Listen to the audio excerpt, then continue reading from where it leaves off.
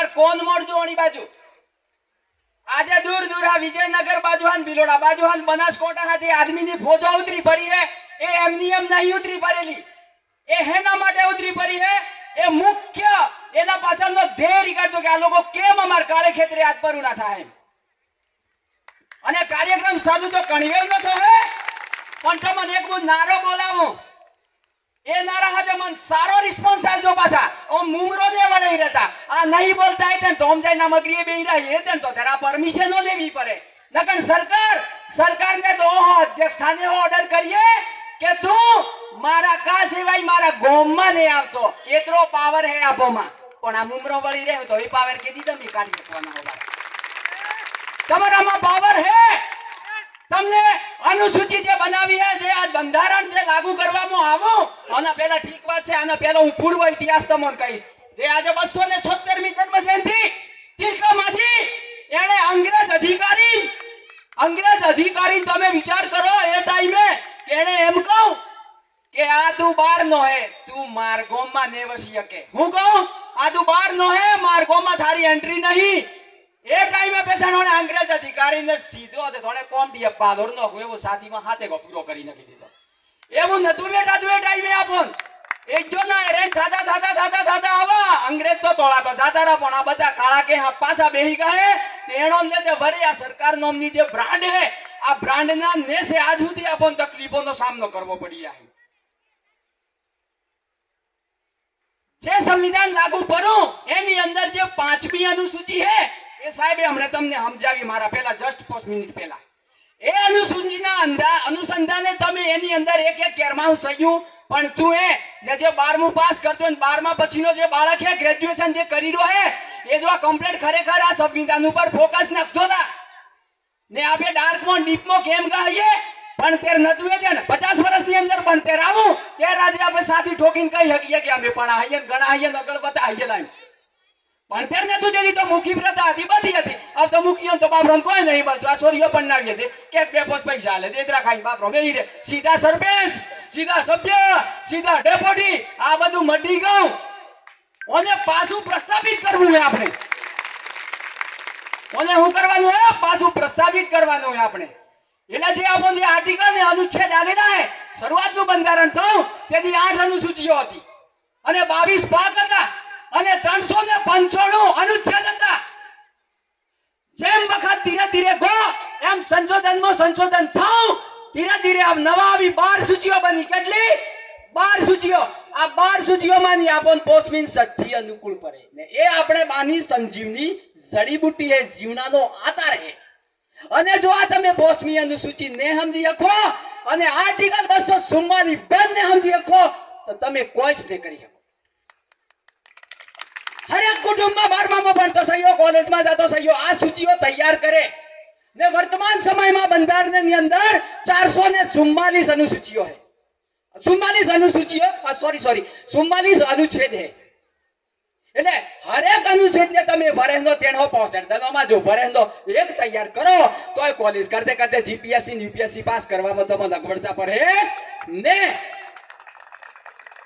પણ હોતો તરવો ને પણ હોતો આલે હો નકન આ ખૂણો ખોસરોમાં બેહી રહ્યો એમએસ તમે બેહી રહ્યો હું તમને જ્યાદા તો કોઈ લેક્ચર નહીં આલતો પણ તમે બે ત્રણ શેર એવા કહો કે તમે એમ કહો ને કે આ બધું કે હું શીખાવ પણ આપણ આઈએ તેર શીખાઈએ કણા એમ કે તમે તો ટ્રાઇબલ હો કણા એમ કે તમે તો વનબંધુ હો કણા એમ કે તમે તો આદિવાસી હો ના તમે આદિવાસી હો ना तो मैं आदिवासी हूं मैं देश इस देश का मूल मालिक हूं मैं owner of India the first society હું આ દેશનો પહેલો નાગરિક હું પેશન્ટ તમે તો હવેલી પર જાઓ જ્યાં તમે કદમ રાખો એ પેલું જંગલ પેલું નદી ને નાળું પાર કરવું હે ને તો આ ટોટિયા બીજારવા પડે ત્યારે નદી નાળું પાર કરી શકીએ એમ તમારો વિશ્વાસ અને તમારા હોંસલો બુલંદ રાખો તો હું નહીં માનતો કે તમારી કરિયર ઉપર કોઈ હોશ આવે ને તમારી મંજિલને મળતા તમને રોકી શકે કોઈ समंदर एम के मैं सबसे बड़ा गहरा हूं फिर भी मैं समंदर को चैलेंज करता हूं मैं तुझ पे सवारी करता हूं जज्बा रखो દુનિયા મોટી હે, લોબા પોળી હે. અમારું કોમ હે ફૂટેલા નાગરિકોમાં ઉર્જા ભરવાનું કોમ. આવનારા સમયમાં જેમ જેમ આપણે આગળનો કાર્યક્રમ કરતા જાઉં, આજે કાળા ખેતરાનો બનાવ જે બન્યો, હજુ સુધી કોઈ લીગલી પ્રોસેસમાં કોઈ મને હજુ મેસેજ સાહેબ મળ્યા નહીં ટોટલી. આજે સરકાર કેમ નહીં વાપરતી? તો સરકારને કોણ ખોલી નો કહીએ કે સરકાર તું બાદમાં હે મોટેલો મારું તને હોપડવું પડે. પણ એ ક્યારે હોપડવું પડે? તમારી જોડે ભણતરનું ઘડતર હોય, તમારી જોડે ભણતરનું ઘડતર હોય તો તમે મારા ચેલેન્જ મારી કહી શકો કે સાહેબ આમ થાય. આ તો ઓફિસોમાં જઈએ તો મુમરો વળી રહેવા, નો હઈએ તો મુમરો વળી રહ્યા. અલ્યા થોડાક તો વિચાર કરો, મગરોમાં હા નેહરાઈએ. શિક્ષણ આવું હે, આ કાળો ખેતરો કે હેઠેટા ખૂણે ખૂણે નેહાળો આવી ગઈ હે. અને દરેક કામની જવાબદારી એ શાળામાં શિક્ષક શું કરે?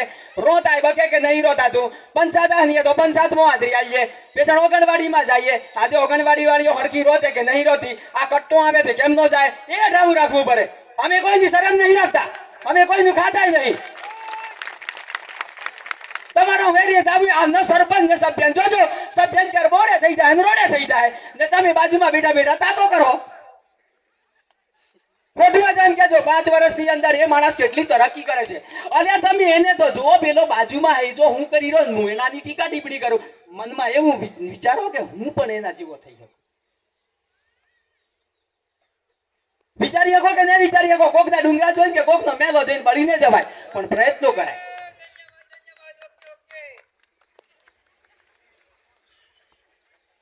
એટલે આજે આ જાજમ જે વ્યવસ્થા હે, મોર ડોહા હતા ભડવા હતા, હું સાદી ભાષા મસ્ત મન કહું, ખાલી આવી 2-3 મિનિટ લ્યો. પણ ત્યાં જાજમ વ્યવસ્થા હે, આ જાજમ ઉપર આપે હું વરહોનો ઇતિહાસ છે કે જાજમ ઉપર જે કે એ ફાઇનલ થઈ જાય. પોસ્કોમાં મોની લે આપણી વાત, નહીં મોનતો? મોને કે નહીં મોનતો? મોટી મરાય દુનિયા થાય, સડેત્રો થાતો મોર એ મટી કો તોય પટાવતા કોણ? જાજમ વાસ પટાવતા આપી. તો આ વ્યવસ્થા જીવતી રાખવાની છે આપણે. અને દરેક ગામની અંદર ગ્રામ સભાઓનું ગઠન કરો. ગ્રામ સભા અને ગામ સભા જમીન આસમાનનો ફેર છે. જે ગ્રામ સભા હે એ આપણી હે અને ગામની સભા કેવા બોલાવે? સરપંચ ને સભ્યો એ ઢોલ વગાડી ન દે. અને જે ગ્રામ સભા હે એ આપે ઢોલ દે, તેરો હરાપી કાઠાય. એનો અંતખ મારી નાવડું પડે, ટીડીઓ નાવડું પડે, તલેટી નાવડું પડે, સરપંચ ને આવડું પડે. માર ગ્રામ સભા એ ભલે ના ફળિયામાં આવી જશે. એ કોણ કે? આર્ટિકલ 13 કે.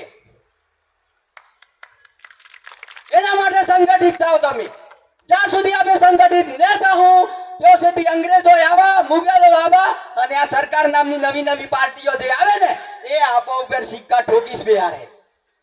જાગું તો સવેર, જો સુધી ને જાગું ત્યાં સુધી આપણો ઉદ્ધાર બિલકુલ થવાનો નહીં. હરેક કુટુંબની અંદર બાળક પણ આવો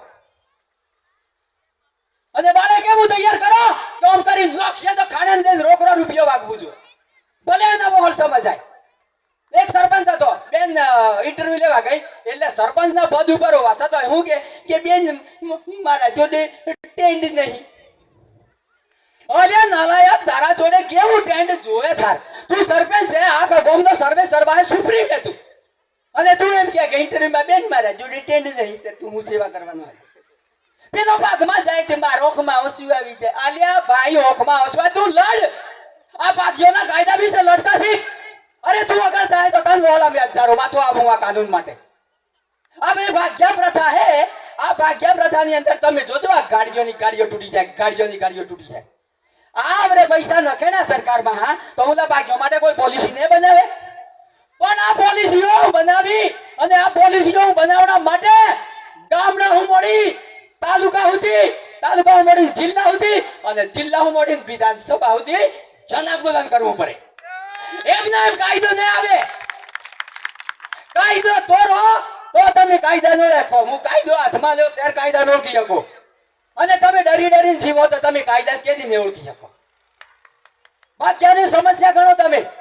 પાકમાં જવાનો કારણ એવું, પાકમાં કાઢવા માટે પરિબળો કેવો હતો તે પાકમાં કાઢો એના.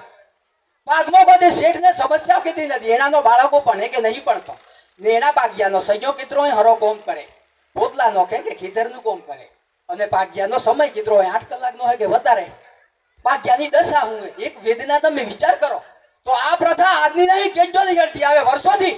તો આવી પ્રથાઓ બદલવી હે તો સડકો હું મોડી ને વિધાનસભા સુધી આંદોલન કરવા પડે આપણ આ મહાન ક્રાંતિકારીઓ આ ફોટોમાં બેઠેલા વિરાજમાન ક્રાંતિકારીઓ એને કોક બલિદાન આલેલું હે તેરા બેનો કોટી કોટી બંધન કરીને પૂજીએ નગર કોઈ પૂજે કોમ તે સર પેલા આદમી હે વીર ગતિ પામેલા આદમીઓ હે आदिवासी समाज ना योद्धाओं है आदिवासी समाज ना आंदोलनकारियों है